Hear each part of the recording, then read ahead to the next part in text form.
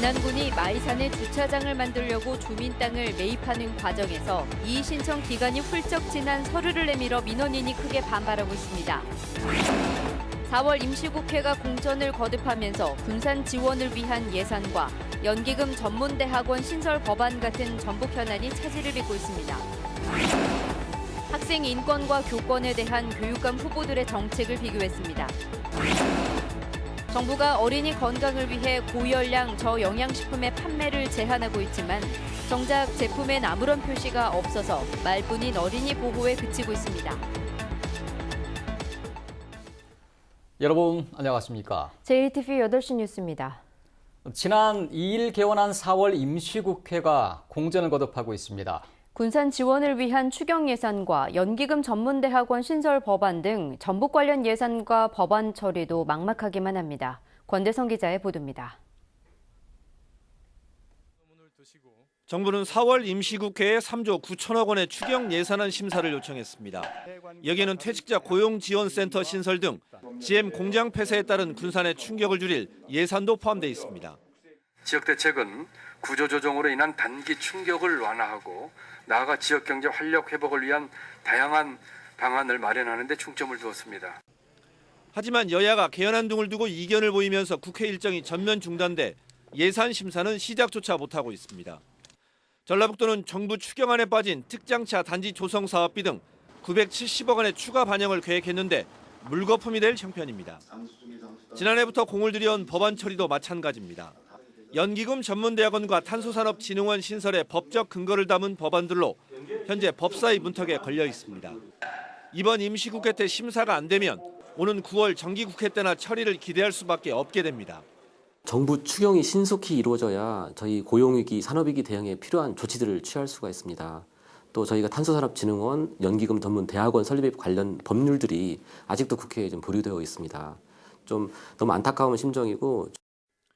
군산의 경제 위기 극복과 전북 발전에 디딤돌이 될 예산과 법안 처리가 시급한 가운데 4월 임시국회의 정상화 여부와 시기에 관심이 쏠리고 있습니다. JTB 뉴스 권대성입니다. 진안군이 마이산에 주차장을 만들겠다며 한 농민에게 땅을 사겠다고 통보했습니다. 이의가 있으면 신청하라고 했는데 신청 기한이 일주일이나 지난 뒤였습니다. 오정현 기자가 보도합니다.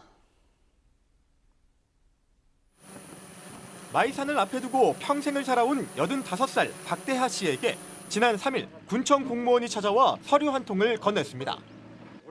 박 씨의 집과 땅을 사들이려 하니 협조해달라는 통보였습니다. 마이산 관광 사업을 위해 주차장을 만들어야 하는데 사업 구간에 박 씨의 땅이 포함된 겁니다. 아유가 주차된다고 그런 게 아들 딸한테 이제 송보를 해서 상의를 하면서 나가라 소리죠. 느닷없는 통보도 당황스러웠지만 서류는 더 황당했습니다. 보상 계획의 열람 기간과 이의 신청 기간이 이미 일주일을 지났기 때문입니다. 이의 신청 기간은 3월 28일까지였지만 박 씨가 공고문을 받은 건 4월 4일이어서 이의 신청조차 할 수 없었습니다. 할아버지 선조 때부터 사는데 쌈터야 여기가. 그런 이사를 가라고 뭐 어디로 가서 할 거야. 진안군은 보상 계획을 알리는 과정이 매끄럽지 못했다고 시인했습니다. 원래대로 하면 이 안에 공공난공부를 하면서 개별을 통지하는 게 맞아요. 저희가 나름은 계속 왔다 갔다 하면서 말씀을 드렸고 했기 때문에 어느 정도 이 계획은 알고 있다라고 생각을 했었거든요. 진안군은 협의가 가능하기 때문에 강제로 수용할 의도는 없고 절차에 문제가 있었던 만큼 보상 계획을 재공고하는 방안도 검토하겠다고 물러섰습니다.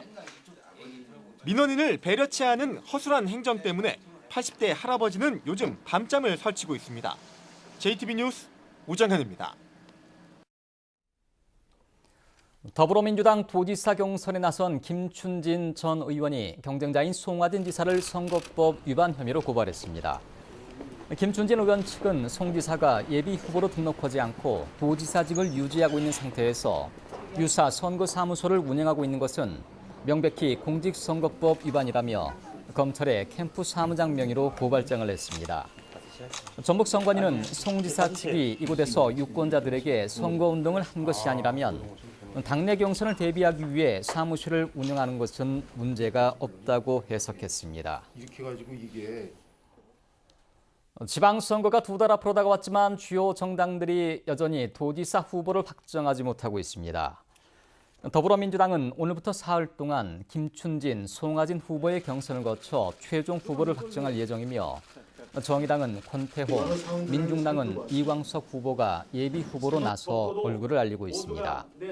하지만 탄핵 국면 이후 입지가 더욱 축소된 자유한국당은 물론 2명의 현역 의원을 보유한 바른미래당과 도내 의석 절반을 차지한 민주평화당조차 후보를 정하지 못하는 상황이 계속되고 있습니다. 더불어민주당 전주시장 공천 경쟁에 나선 이현웅 후보가 공천 일정에 이의를 제기하며 경선 후보 등록을 포기했습니다. 이현웅 후보는 당내 경선에 참여하려면 오늘 오후 6시까지 등록을 마쳐야 했지만 김승수 후보에 대해 제기된 의혹이 충분히 풀리지 않았고 당내 일정이 지나치게 빨라 현직에 유리한 구도의 경선을 수행할 수 없다며 등록하지 않았습니다. 민주당 전북도당은 소관위원회를 거쳐 김승수 후보를 전주시장 후보로 확정하는 절차를 밟을 예정입니다.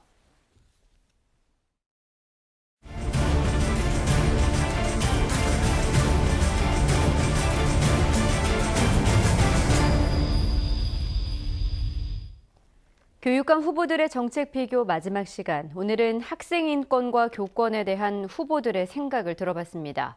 후보들은 학생 인권에 비해 교권이 상대적으로 존중받지 못하고 있다며 교권 보호를 위한 다양한 대안을 제시했습니다. 조창현 기자입니다. 교육감 후보들은 학생 인권과 교권은 대립적 개념이 아니라는 데 생각을 같이 했습니다. 하지만 상대적으로 교권이 덜 존중받고 있는 현실에 대해서도 충분히 공감했습니다. 교권과 학생 인권의 균형과 조화를 위해서 후보들은 학생인권센터의 확대 개편이 필요하다고 입을 모았습니다. 서거석, 이미영, 천호성 후보는 학생 위주로 돼 있는 학생인권교육센터를 교권을 포함한 전북교육인권센터로 전환해야 한다고 주장했습니다. 그동안 학생인권센터는 인권 침해 사항 조사 과정에서 학생 인권에 과도하게 편향됐다는 지적을 받아왔습니다. 김승환 교육감은 교권 침해 학부모를 교육청이 고발하거나 교권 침해 사안의 소송과 중재를 지원하는 등 법적 규제의 현실화가 필요하다고 밝혔습니다. 황호진 후보는 학교 내 인권위원회 운영과 자치권 확대를 대안으로 제시했고, 유광찬 후보는 교권 조례 제정과 교권 지원센터 설립을, 이재경 후보는 교권 보호를 위한 제대로 된 학생 인권 교육이 선행되어야 한다는 입장을 밝혔습니다. 지난 2013년 전북 학생 인권 조례가 제정되면서 과거 교사가 누렸던 독점적 지위가 수평적 관계로 변해 학교 현장에선 학생 인권과 교권이 충돌해 왔습니다. 하지만 학생들이 체벌을 금지한 인권 조례를 악용하고 학부모들의 폭언, 폭행 사건이 발생하면서 교권 추락에 대한 교사들의 심리적 박탈감이 심각한 수준인 만큼 이를 치유하기 위한 제도적 보완책 마련이 시급해 보입니다. JTB 뉴스 조창현입니다. 15번째를 맞은 사랑의 거북이 전국 마라톤 대회가 내일 익산에서 열립니다. 전북 현대 산하 유소년 팀이 전주에서 일본 유소년 팀과 교류전을 갖습니다. 정원익 기자가 보도합니다. 하나 되어 세상을 향한 힘찬 도전. 제15회 사랑의 거북이 전국 마라톤 대회가 토요일에 막을 올립니다. 장애인과 비장애인이 하나 되어 모두 6.5km 구간을 달릴 예정입니다. 또 축하 기념 공연은 물론 무료 건강검진과 임의용 봉사 등 볼거리와 먹거리 부스가 무료로 펼쳐집니다. 함께 열리는 전국 장애인 문화엑스포는 문화를 통한 화합의 장이 될 것으로 기대됩니다. 문화의 어떤 소질을 갖고 있는 분들이 무대에 올라오게 되고 그것들을 공연함으로써 비장애인과 함께 할 수 있는 것들이 만드는 데서 한 10개 단체들이 무대를 또 준비하고 있습니다. 전북 현대 산하 12세 이하 유소년 팀이 전주에서 일본 가시마 엔틀러스 유소년 팀과 교류전을 갖습니다. 이번 교류전은 유소년 선수단의 기량을 끌어올리고 국제적 경험을 쌓기 위해 3년째 이어지고 있습니다. 가시마 선수들은 전주 한옥마을 등 주요 명소를 방문하고 토요일에는 전남과 맞붙는 전북현대 홈경기를 관람할 예정입니다. 전주 매그풋살 클럽이 FK 슈퍼리그에서 정상에 오르며 리그 2연속은 물론 통산 6번째 우승을 차지했습니다. 전주 매그풋살 클럽은 강원도에서 열린 FK 슈퍼리그에서 판타지아 부천 FS를 3대2로 꺾고 승점 34점으로 최종 우승했습니다. JTB 뉴스 정원익입니다. 국립공공의료대학 설립 계획과 관련해 남원의료원을 국립으로 승격시켜야 된다는 주장이 제기됐습니다. 국회 김광수 의원은 정부 계획에 따르면 공공의료대학은 국립중앙의료원을 활용할 계획이어서 대학은 남원에, 거점병원은 서울에 있게 돼 대학 설립 효과가 축소될 가능성이 높다고 지적했습니다. 김광수 의원은 남원이 지리적으로 영호남 농촌지역 의료복지 향상에 좋은 위치인 만큼 도립 남원의료원을 국립으로 승격시켜 공공의과대학의 거점병원으로 연계할 것을 촉구했습니다.